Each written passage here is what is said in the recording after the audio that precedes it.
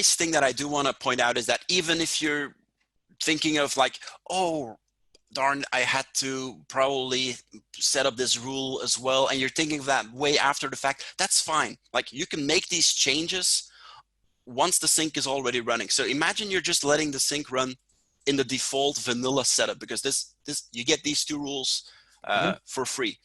That's fine. You would be getting that bare bones integration. Contacts would be moving in, contacts would be moving out. And if then after a month or so you're saying, well, in fact, we've been starting to ask this question on the MailChimp form about whether they want to buy or sell, you know what? Go into pricing, and you can apply that rule, and it will kind of pick it up and even correct retroactively.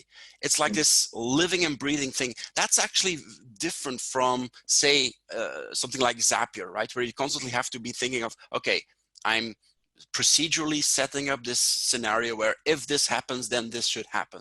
So whatever's happened in the past, well, yeah, the integration was running differently back then. No, this is really saying if a lead's in Chime and it acts or behaves this way, this is what they should look like in MailChimp, and vice versa.